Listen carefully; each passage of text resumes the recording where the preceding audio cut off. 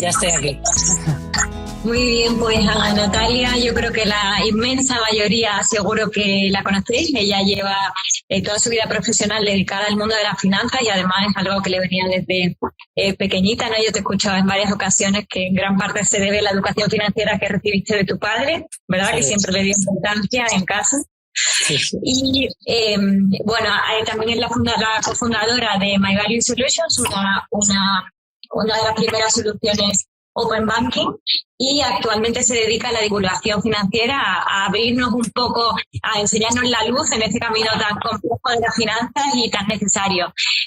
Su primer libro, Invierte en ti, ha sido todo un éxito, y también tiene el curso de Finanzas Excelentes en Hello Creatividad, que un poco enseña a poner en práctica todo lo que cuenta en el libro para ver cómo lo llevamos a la práctica en un Excel para poder controlar nuestras finanzas día a día. Muchas gracias, Natalia, por estar con nosotros. A vosotras, encantada de estar aquí. Pues quería empezar preguntándote, bueno, como todos sabemos, hemos salido de una pandemia mundial con sucesivas olas, ¿no? Yo creo que ahora ya empezamos a poder decir, aunque con la boca pequeña, que estamos empezando a salir, enfrentábamos el otoño con incertidumbre, pero parece que la cosa está más tranquila de lo que podíamos prever. Y ha sido una situación muy convulsa y llena de incertidumbre a todos los niveles, pero en el que nos ocupa el económico ha sido brutal, ¿no? Los cambios que se han producido y cómo han afectado, desde nuestro punto de vista, porque aquí no vamos a hablar tanto de macroeconomía como cómo ha afectado a las economías domésticas y a la visión que tenemos de las finanzas, ¿no? De repente todos empezamos a preocuparnos por, pueden pasar muchas cosas que hacen que todo lo que teníamos previsto de repente se desmorone y tengamos que rehacerlo. Entonces, mi primera pregunta iba a ser, ¿qué hemos aprendido a nivel económico de esta pandemia? Por supuesto en el ámbito familiar, pero creo que debería preguntarte qué deberíamos haber aprendido. Esa es la gran pregunta, no lo que hemos aprendido, sino qué deberíamos haber aprendido. A ver, yo creo que hemos aprendido es lo que tú decías, que da igual lo bien que lo haga uno, que tú puedes estar todo el día echando tus cuentas y haciendo las cosas fenomenal y te va a caer de donde menos te lo esperas, ¿no? Y además eso, pues se esperaba una crisis y ha sido una cosa completamente distinta que afecta a sectores distintos, a trabajadores que no se lo esperaban en absoluto, empresas que no se lo esperaban en absoluto, de forma además súper desigual, en fin. O sea, que no sabemos de dónde nos van a venir, ¿no? O sea, porque hay otras crisis que parece como que son más, pues bueno, es que lo son, ¿no? Que dices, bueno, esto se podía haber visto venir, como la inmobiliaria o la financiera y tal, pero esto del coronavirus, francamente, nos ha demostrado que si no es una es otra y si no, ¿qué? Y luego lo que se ha visto también es eso, que ha afectado de forma muy desigual a unas familias y a otras, no solo porque te ha podido afectar o no, y luego en la situación en la que se encontraban esas familias. Entonces yo creo que lo que sí que deberíamos haber aprendido es que para prepararse para una crisis hay que hacerlo antes de que lleguen las crisis y que hay unas ciertas cosas de higiene financiera, como quien dice, que las deberíamos hacer todos siempre, ¿no? Que de unas cuantas cosas que deberíamos tener en mente, que además no son tantas cosas ni son complicadas, pero que se nos olvidan muchísimo y luego cuando viene la crisis, el problema o no, lo que sea, ya es tarde, ¿no? Entonces, porque además siempre decimos, es que yo no puedo ahorrar, es imposible y tal. Sin embargo, llega el coronavirus y ¡boom! Se disparan las tasas de ahorro de muchos hogares. Es decir, que en general mucha gente, no todo el mundo, siempre hay situaciones en las que no se puede y no se puede. Pero hay mucha gente que tiene más capacidad de ahorro que ahorro, claramente. Lo que pasa es que solo ahorran más en serio cuando le ven las orejas al lobo. A mí entiendo que entonces que la principal medida de higiene financiera, como tú decías, sería el ahorro, y una de las cosas que, sí, ahora nos cuestan más medios hacia el efecto, pero una de las cuestiones que tú siempre recomiendas es el ahorro se hace el día 1 que te entra la nómina, no es lo que te queda a final de mes, ¿no? Sí. Que me parece muy importante. Hay una estadística que vi cuando terminó la pandemia, empezaron a abrirse los sitios que decían, del primer trimestre después de la apertura se había detectado que había aumentado en la Comunidad de Madrid un 75% del gasto de las tarjetas Visa. Digo, la gente está loca por gastar. Pues tenemos que ser los locos del ahorro, ¿no? En lugar de los locos del gasto. Hombre, es verdad que hay mucho ahorro acumulado en ciertos... A la gente que la pandemia no le afectó a los trabajos ni a los ingresos y de repente no podía salir, se acumuló un montón de ahorro, ¿no? Y es verdad que había como ahorro acumulado y que no está mal que parte de ese ahorro se traduzca en gastos porque los negocios los necesitan. O sea que esto no se trata de ser un gris y de aquí que no gaste nadie, ¿no? Para que la economía churrule tenemos que gastar y que consumir. Pero hay ciertas cosas, eso, que hay que hacerlas en automático y que tenerlo... Es como hacerse los análisis, ¿no? Es como tú vas al... No se trata de vivir como un gris toda la salud y no voy a tomar una cerveza porque, oh cielos... Pero voy al médico, me hago los análisis y mientras todo esté en orden, pues fenomenal. Pero el colesterol lo tengo que tener en orden, los triglicéridos, ¿no? O sea, es eso. Pues yo creo que con las finanzas hay que hacer un poco lo mismo y hay 4 cositas que si las tienes más o menos controladas, pues te hacen muy resiliente, te hacen resiliente de cara a cualquier tipo de problema financiero. Cuéntanos, Natalia. Eso, sí son las de siempre. O sea, que el que me haya escuchado alguna vez ya me las conoce. Pero bueno, no está de más recordarlas. La primera, el colchón de emergencia. O sea, tan básico que no lo hace nadie. O sea, esto es como lo de andar un paseíto al día que mejora la salud, que es una cosa loca, y aún así no lo hacemos. Pues esto es igual. Que son eso, hay que tener entre 3 y 6 meses de ingresos netos, o sea, de salario neto, guardado en el banco, ni invertido, ni no sé qué, en la cuenta del banco esperándote. Y si por cualquier razón lo tienes que tocar porque te viene una emergencia, y esto es para emergencias, no para, es que este bolso, no. Bueno, pues lo tocas porque para eso está y luego en cuanto ya se pasa esa emergencia te pones a ahorrarlo otra vez, ¿no? Y eso siempre, punto número 1. Punto número 2 es en mirar cuál es tu nivel de deuda. Y es nunca tener unas deudas que te supongan más de un 40% la suma de todas las cuotas de tus préstamos, pues la hipoteca, el préstamo del coche, y si tienes algún pago fraccionado de tarjetas o de lo que sea, que nunca sea más de un 40% de tu sueldo. ¿Por qué? Neto. ¿Por qué? Porque dejar de pagar una deuda es una cosa muy seria y eso sí que empieza a acumularse los intereses, no sé qué, y eso sí que crece y ya es difícil salir de eso. Entonces, para asegurarte de que aún en momentos malos vas a poder hacer frente a tus deudas, pues nunca hay que superar eso, que hay gente que ya solo con la hipoteca está por encima. Pues bien, si tú estás por encima, tienes que hacer un esfuerzo extra de ahorro y dedicar tu ahorro a amortizar cuota hasta que bajes eso, ¿no? Eso porque estar por encima te hace que a nada que te fallen los ingresos por la razón X, aunque solo sea una parte, que es lo que le ha pasado a mucha gente con el coronavirus, a lo mejor no te has quedado sin sueldo, simplemente han bajado tus ingresos. Bueno, te ha bajado un 20, un 30, un 40% y claro, de repente no podías hacer frente a tus ingresos. Y eso es muy peligroso. Entonces, el nivel de deuda es importante y muy relacionado con esto es también lo que se llama el ratio como de vivienda, ¿no? Que es que tus gastos en vivienda no superen 1/3 de tu sueldo neto. Es decir, ¿por qué? Pues por lo mismo, aunque sea alquiler también, ¿no? Porque no es una cosa, tu vivienda habitual no es una cosa que tú puedas cambiar del día para otro, y más si tienes ya familia y tal, te viene la crisis y de repente levantas a la familia, sacas a los niños del colegio y te mudas, pues hombre, no es lo ideal, ¿no? Entonces, por eso igual, para tener un poco de cintura, para que si te bajan los ingresos o uno de los dos se queda en la calle o cosas así, pues ese ratio también hay que intentar respetarlo, ¿no? O sea, que 1/3, y esto incluye todos los gastos de vivienda. O sea, no solo por eso, por eso se suele decir. Muchas personas nos escucharán y dirán, es que eso es importante. O sea, no, con su nivel de economía a lo mejor les resulta muy difícil, pero claro, si queremos estar preparados para esta situación, es que no queda otra. A lo mejor es el momento de replantearse o repensar, ¿no? El mensual, claro. Sí.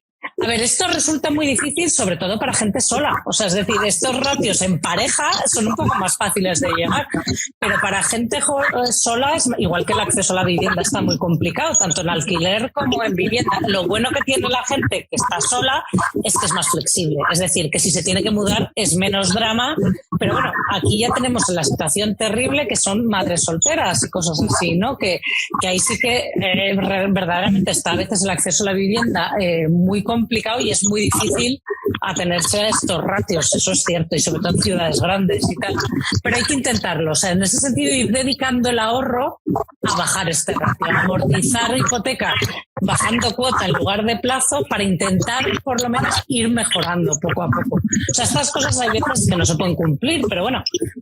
Sí, pero que es importante que si de repente llega un bonus o un extra, se dedique a amortizar la hipoteca y a lo mejor el viaje puede esperar unos añitos a que tu situación... Sobre todo si estás en una situación así, que tienes una hipoteca que te hace como muy vulnerable. Estos son ratios que miren lo resiliente, que es lo contrario de la vulnerabilidad. Bueno, pues hay que intentar ser poco vulnerable para poder capear los baches con un poco de paz.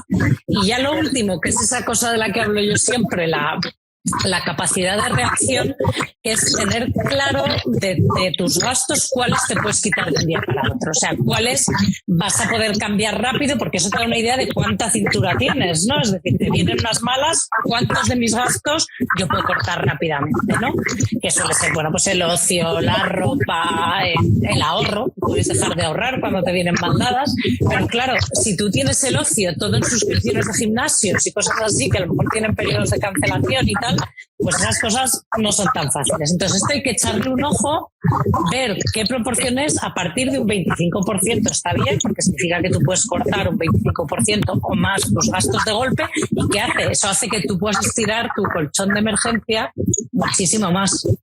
Claro, lo cual, sabiendo que tú vas a poder hacer frente a tus deudas, no te vas a tener que ir de casa y vas a poder vivir, pues imagínate que tienes una capacidad de reacción del 50% y 6 meses de colchón de ahorro, pues vas a poder vivir un año.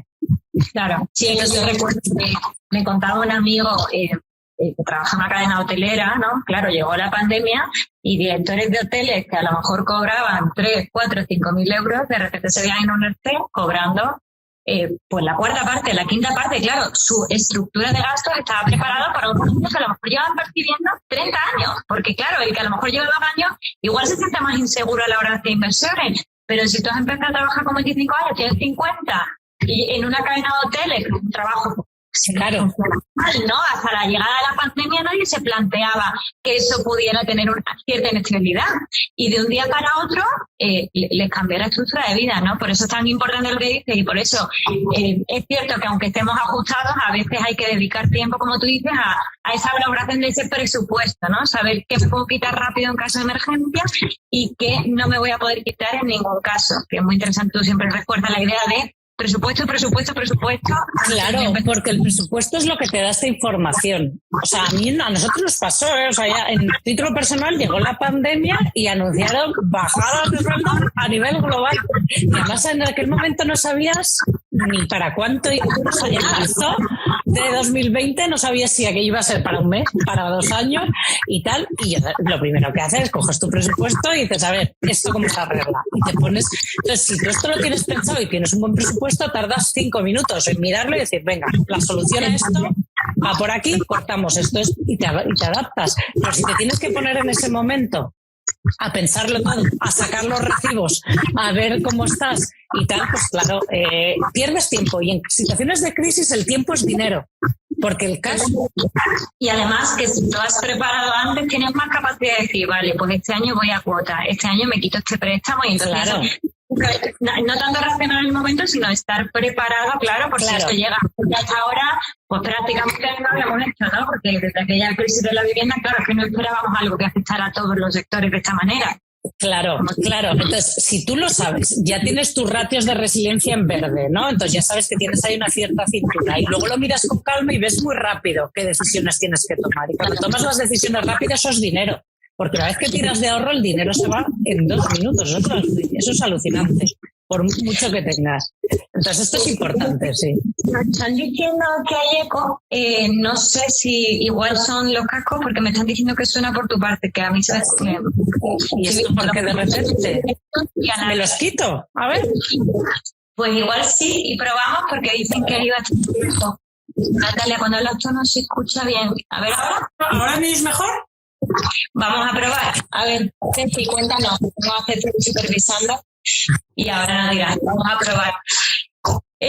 Hablamos de ahorro, de qué deberíamos haber aprendido de la pandemia y ahora estamos en una situación, ¿no? Como decíamos en el título directo, de post-pandemia. Ya podemos decir que se empieza a salir. Yo personalmente, y creo que no soy la única, pensamos que íbamos a entrar en una crisis donde todo iba a bajar, ¿no? Yo tengo amigos que nunca se han planteado comprar el piso y decían, bueno, oye, pues ahora que van a bajar los precios con la crisis, porque aparentemente se daba la tormenta perfecta, ¿no?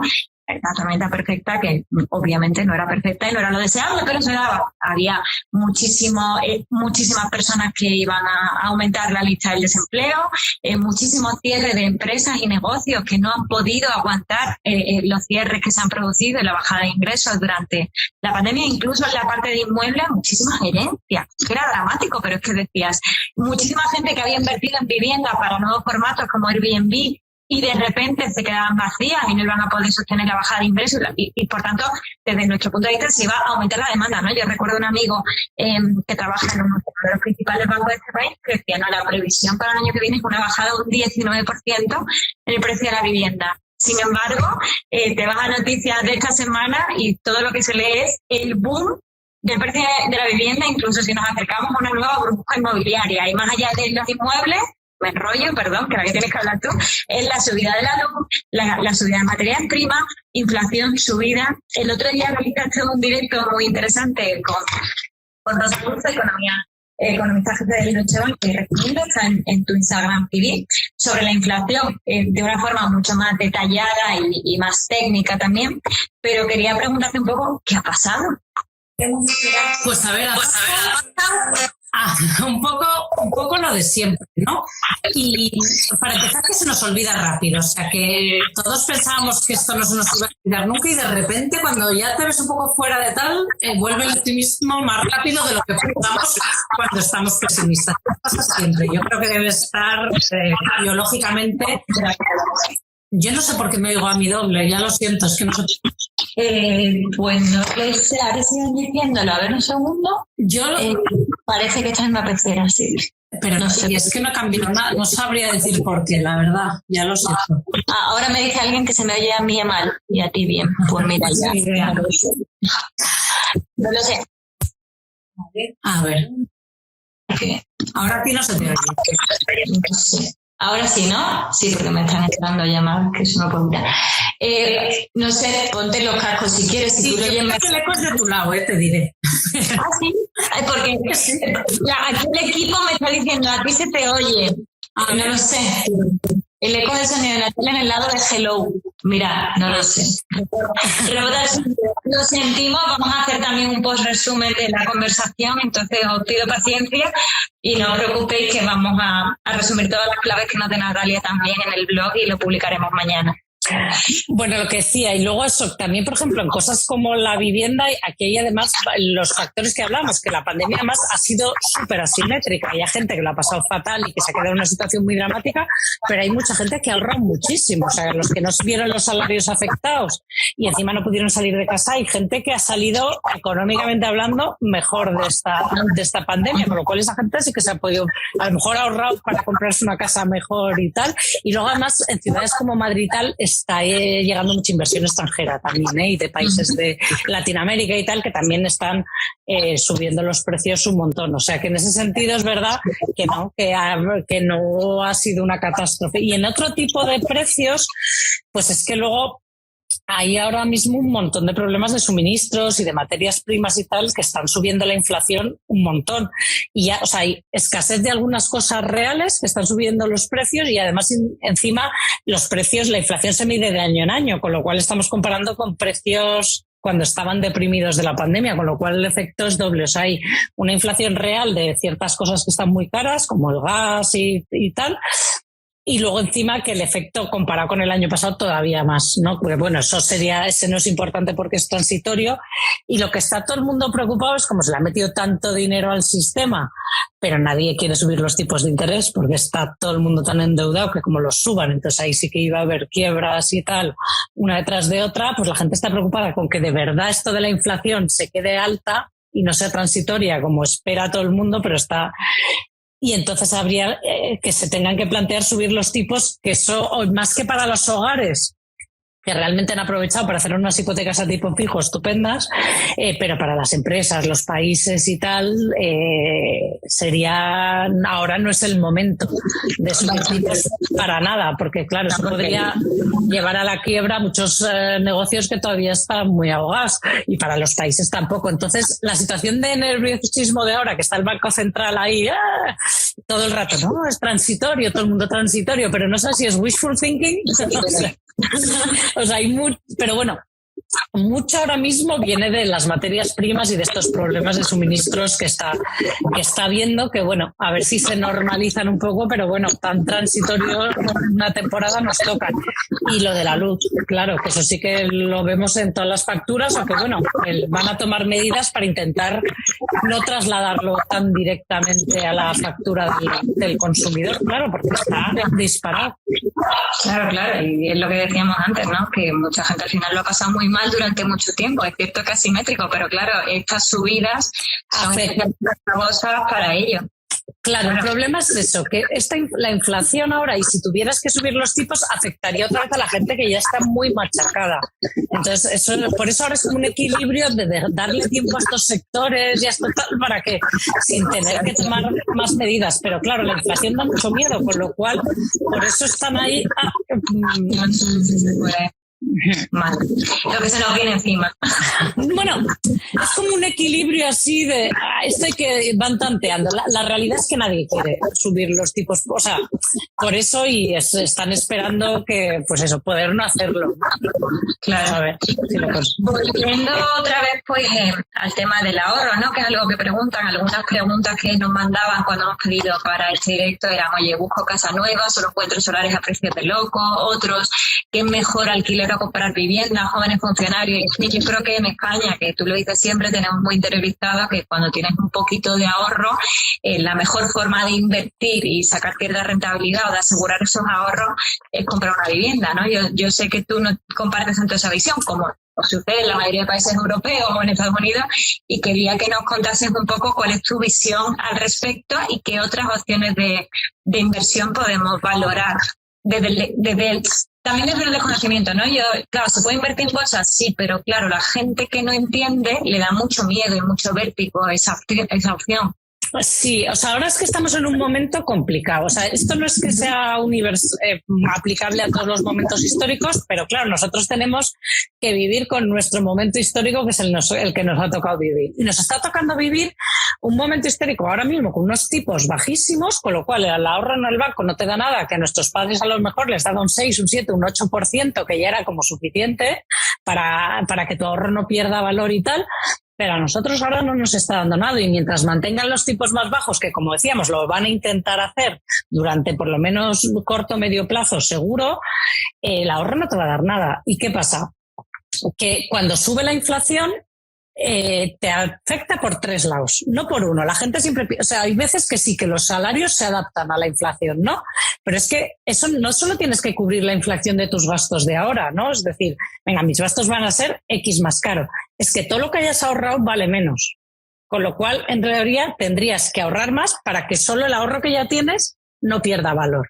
Pero es que encima lo que ahorres para el futuro también lo tienes que actualizar. O sea, que tú la inflación, como quien dice, te está afectando no solo a lo que gastas, sino a tu ahorro pasado, presente y futuro. Entonces, claro, si no tienes instrumentos de ahorro que te den algo, que eso es lo que te hacen los depósitos o pues los productos así garantizados, que te ayudan a que pues por lo menos tu ahorro no pierda valor o tu ahorro futuro vaya solo cogiendo. Si eso no lo tienes porque el tipo de interés está tan bajo que no te da absolutamente nada, ¿qué opciones te quedan? Ahorrar a lo bestia y vivir cada vez peor para cubrir todo esto, no solo lo que te salen las cosas más caras, sino el pasado y el futuro, o invertir. O sea, es que no hay más opciones que realmente, ¿no? Entonces, bueno, a la gente le da bien tal, pero cuanto antes empieces, mejor a perderle el miedo. Pueden ser con cosas muy pequeñas, porque luego la realidad es que como has vuelto a cambiar algo, creo, y se me vuelve a oír otra vez. Me pongo en silencio porque me lo ha asustado la persona que está bien. Me pongo en silencio, si no se me escucha por eso. Ah, vale. Vale. Es que si no lo tienes en silencio, no se me oye dos veces. Que sí. O sea, cuanto antes empieces un poco a pensar este tipo de inversión me conviene, no, y a invertir un poco y tal, mejor, porque realmente, como la mayoría de nosotros, todo el que tenga menos de 50 años va a tener, estoy generalizando mucho, va a tener que pagarse parte de la jubilación, ¿no? Entonces, ¿qué pasa? Que ahora antes nuestros abuelos se jubilaban y tenían una esperanza de vida de 7 años más, 8. Ahora tenemos una esperanza de vida después de la edad de jubilación de 30 años. Entonces, tú vas a tener que gestionar tu dinero el día que te jubiles 30 años. Es decir, si no inviertes ahora, te vas a tener que poner a hacerlo con 67, sin tener ni idea. Que eso le pasa a mucha gente mayor. A mí me pregunta mucha gente, es que ahora ¿qué hago con mi dinero? Te encuentras jubilado, dices, cobras tu, yo qué sé, tu plan de pensiones o tu no sé qué, y dices, ¿y ahora qué hago con esto? Me tiene que durar 30 años y da mucho miedo si no estás acostumbrado a gestionar tu dinero y a tal, a ponerse desde cero a esa edad, pues es casi que más complicado, ¿no? Entonces, realmente, yo no digo que todo el mundo esté obligado a invertir en bolsa, ni muchísimo menos, ¿no? Pero que mientras sigamos en un entorno como el de ahora, hay que empezar a plantearse y hay que empezar a gestionar tu dinero activamente a largo plazo. Eso probablemente va a implicar invertir en cosas de bajo riesgo si quieres. O sea, no quiere decir que todo el mundo tenga que ponerse a comprar Bitcoin, pero cuanto antes lo hagamos y si lo puedes hacer con tiempo y calma y cantidades pequeñas y tal, pues mejor, porque a lo mejor es que si no lo vas a tener cuando estés ya con menos capacidad de maniobra, más mayor y en otras circunstancias. O sea que yo realmente creo que esto, por lo menos empezar a informarse ya. Y en cuanto a la opción de invertir en inmueble o vivir de alquiler, ¿qué cosa que nos preguntan bien y que es la favorita casi en este país? Sí. A ver, comprar una casa es una idea estupenda de ahorro para la jubilación, que hablábamos ahora. O sea, sí, eso sí que es una ventaja clara. Es decir, te lo puedes plantear con alquiler, pero entonces sí que hay que planteárselo mucho más y gestionar porque digamos que el tener una casa en propiedad ya te financia un 30-40% de la jubilación, pues no tienes que pagar vivienda más, ¿no? O sea, eso es mucho. Entonces, tener una casa en propiedad es una buenísima forma de ahorro para la jubilación, eso por una parte. No hay que verlo como una inversión porque eso te lleva a correr riesgos innecesarios y a lo mejor en meterte en una casa que no te puedes permitir y eso no es bueno. Entonces, a largo para la jubilación sí, pero no hace falta comprarla con 20 ni con 30. Es decir, a partir de en la década entre los 40 y los 50 da de sobra para empezar con esto. Luego es verdad que si lo haces más tarde se complica la cosa porque las hipotecas que puedes pedir son más cortas y entonces las cuotas ya son más altas y ahí a lo mejor, o sea que es verdad que si te esperas demasiado y te pasas a los 60, pues ahí se pone ya complicado, ¿no? Pero entre los 45 y los 55 también te da, o los 40 y los 50, ¿vale? Entonces, pero antes no hay por qué.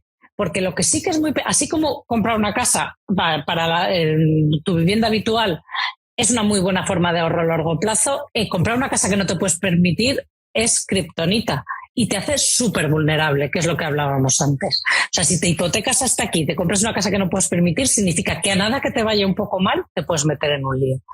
Y sobre todo, como no hayas cumplido los criterios de prudencia de pagar una parte, una entrada tocateja, no hipotecar demasiado, que en teoría los bancos ya no deberían hacerlo, pero bueno, yo sigo viendo casos de raros por ahí que lo siguen haciendo, pues ahí te puedo...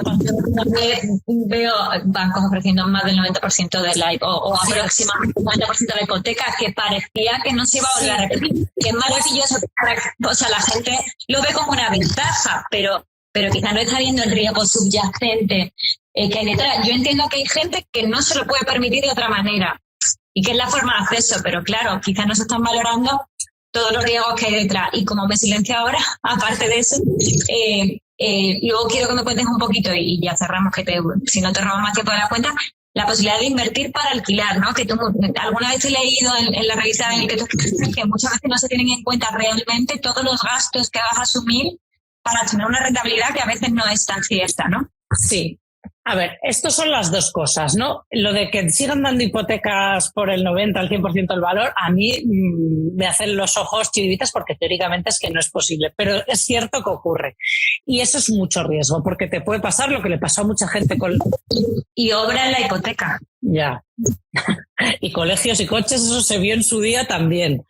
Pero bueno, eso es una barbaridad porque te puede pasar como la gente que se quedó con hipoteca y sin casas, que eso es lo más dramático que te puede pasar, perder la casa y seguir teniendo la deuda. Entonces, esas cosas crean mucho estrés, es mucho riesgo, no hay que hacerlas aunque te dejaran.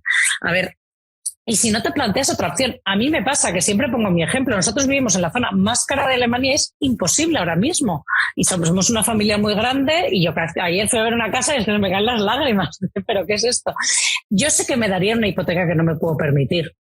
Lo sé porque la tenía aprobada, pero no la cojo porque es una barbaridad. O sea, yo sé que no debo hacerlo. Entonces, tienes otra opción. Si te encuentras situaciones como la mía, en la que realmente las casas que te puedes permitir no entras y en las que entrarías no te las puedes permitir, tienes opciones como al comprar una más pequeña y alquilarla, o sea, para no desengancharte del mercado inmobiliario. O sea, hay otras opciones. Entonces, te tienes que poner un poco más...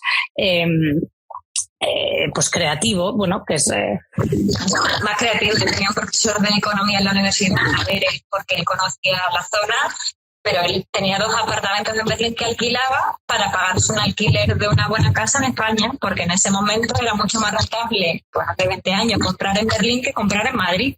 Claro, tienes que conocerlo, no con esto estoy animando a la gente a ir a un país desconocido con legislación que no conoce, obviamente, ¿no? Pero lo que tú dices es ser creativo.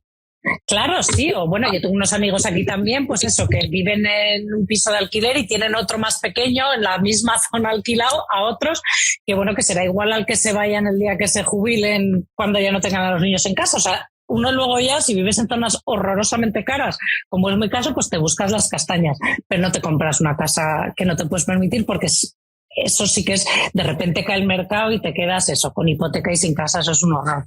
Entonces, bueno, eso hay que intentar, dan ganas, a veces dan ganas de coger el dinero del banco y salir corriendo, a mí me pasa, pero no hay que hacerlo. Y además es que a la gente joven en España, que lo tiene tan mal, que se han visto tan afectados por la pandemia, o sea, les afectó mucho la crisis anterior y ahora les han vuelto a dar con esta crisis actual, los jóvenes están sufriendo mucho más. Es un lastre, o sea, tener una vivienda en propiedad demasiado joven puede ser un lastre profesional, porque si te metes en una casa, pues a lo mejor no te vas a cambiar de ciudad para ir a un trabajo mejor. Y yo creo que hoy en día, con lo mal, la situación laboral tan complicada que tienen los jóvenes, lo primero es concentrarse en encontrar un trabajo que te vaya a permitir ganar dinero a largo plazo. O sea, cuidar tu carrera profesional, y para eso yo creo que un alquiler muchas veces te da una flexibilidad y que no te da una vivienda. Entonces yo, para los jóvenes hoy en día, yo les diría, invierte en tu carrera profesional, porque se ve que además los jóvenes que sufren mucho al principio no se recuperan nunca. O sea, luego encuentran trabajo y tal, pero tienen como sus posibilidades capadas a largo plazo. Entonces, es mucho más importante que cojan un trabajo bueno, aunque sea en otra ciudad, aunque sea temporal, luego ya volverás, que inviertan en formación si lo necesitan, o lo que sea, que se compren una casa con 25, 30, 35, que encima están carísimas. O sea, que es que encima no es tan fácil. Y luego es más fácil comprar en pareja además más adelante, con lo cual yo a los jóvenes hay veces que lo veo hasta negativo. Sí, que a veces tienen muchas ganas y es mejor frenarse y pensar que otras alternativas son una inversión más a futuro. Sí. Natalia, para cerrar, no porque, bueno, ya sabes que me quedaría ahora, pero sé lo liada que está. Una de las preguntas recurrentes que también nos ha llegado a Hello Creatividad para este directo es si no hay, hemos hablado de lo importante de invertir, porque si no, tu ahorro pasado, presente y futuro se va minando. Pero nos preguntaban bastantes personas, ¿no debemos preocuparnos por nuestros ahorros? El panorama parece muy revuelto. ¿No hay demasiada incertidumbre como para invertir? Eso, y una cosita que es más específica, pero que creo que es un tema que también preocupa a mucha gente, que es cómo poder localizar fondos socialmente sostenibles, ¿no? Socialmente responsables, perdón. Entonces, bueno, si el panorama no está muy revuelto para invertir, y si cómo puedes localizar estos fondos, que bueno, yo entiendo que hay bancos que lo tienen en cartera, pero si nos quieres dar alguna recomendación, pues fenomenal. Vale. A ver, si el panorama no está muy revuelto, eso sí que es verdad que todo el mundo dice, bueno, es que ahora la bolsa está muy alta, caerá, no sé qué y tal. Sí, puede ser, ¿no? O sea, nadie sabe exactamente cuándo, ni cómo, ni si en tal. Puede pasar porque de hecho es bastante cíclico, ¿no? Y hay indicadores que a lo mejor sí que te dicen que esto no es un momento particularmente barato. Lo que pasa es que eso, cuando tú inviertes a largo plazo, te tiene que dar completamente igual. Es decir, de hecho, cuando tú vas a largo plazo, que caiga la bolsa es hasta positivo, porque significa que estás comprando rebajado, ¿no? Entonces, cuando tú vas a largo plazo, realmente a ti que suba, baja entre medias te da igual. Lo que te importa es la curva ya alisada, ¿no? O sea, el otro día puse un vídeo en mis stories que te enseñaba la misma inversión en un corto plazo y luego ibas ampliando el marco a largo plazo y ya era como una línea mucho más tranquila, que no significa que entre medias no ha habido. Entonces, el problema de la inversión es que hay que aprender los fundamentos en el sentido de saber que tú vas a largo plazo, que esta volatilidad de ahora te tiene que importar nada, pero eso es mucho más fácil decirlo que hacerlo. Es decir, por eso la disciplina de invertir poco a poco, un poquito cada mes, que hace que tú inviertas tanto cuando está caro como cuando está barato, y es una muy buena forma de eliminar tu riesgo a corto plazo y ir tú, yo voy a largo, ¿no? Yo a largo.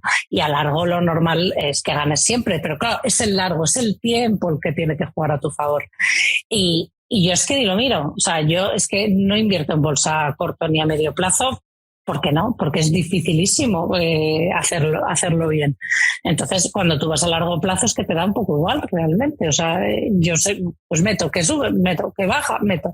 Es la disciplina. O sea, es que al final tu disciplina te hace el 70% del trabajo y luego lo que hace el mercado ya es otra cosa, ¿no?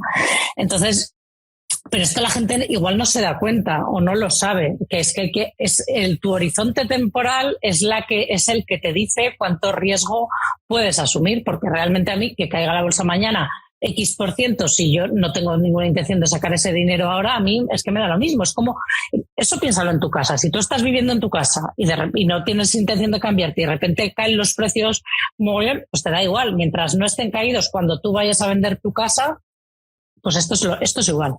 Lo que pasa es que, claro, la tentación de ir mirándolo y viendo y sufriendo, pues es alta. Y puedes sufrir, que no sufrir.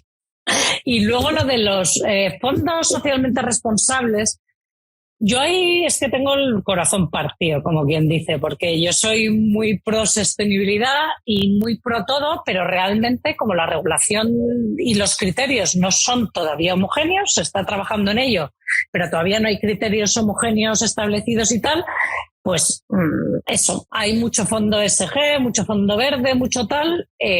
¿Cómo de verde es o si se ajustan los criterios verdes a los que tú consideras verdes y tal? Eso ya es una otra vuelta de tuerca. Yo de momento, yo no me fío de todo. O sea, para mí no es verde todo lo que pone verde, digamos, ¿no? Entonces, bueno, pues hay que informarse un poco si verdaderamente te interesa el tipo de impacto que tú quieres tener. Conlleva informarse un poco. Y luego yo también creo que aquí hay que ser consciente que estás concentrando tu riesgo. Que estás a lo mejor aprovechando tu dinero para tener un impacto positivo en la sociedad, si el fondo que tú compras verde efectivamente es verde, pero tú estás eligiendo en lugar de diversificar, que es una de las formas, una es ir a largo plazo y otra es diversificar, de reducir tu riesgo. Cuando tú eliges fondos verdes, estás concentrando tu riesgo porque te estás centrando en un tipo de inversiones. Y encima ahora es un tipo de inversión a la que se le está metiendo mucho dinero. O sea, que hay potencial de pequeña, no te digo burbujón, pero de que se le meta muchas tecnologías que luego no prosperen.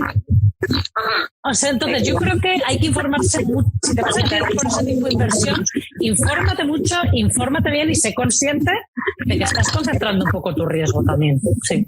Fenomenal. Pues Natalia, claramente nos quedan deberes por hacer. Nos toca aprender en muchas líneas a la gente que ha estado aquí viéndonos y a mí personalmente. Te lo agradezco muchísimo. Hemos hecho este directo también en el contexto de una semana que estamos dedicando a las finanzas. También nos preguntaba gente dónde podía informarse mejor. Ahora preguntaba una chica cómo se podía aprender a invertir. Además de tu libro, Invierte en ti. Y bueno, no voy a decir lo que iba a decir, no sé si se puede decir.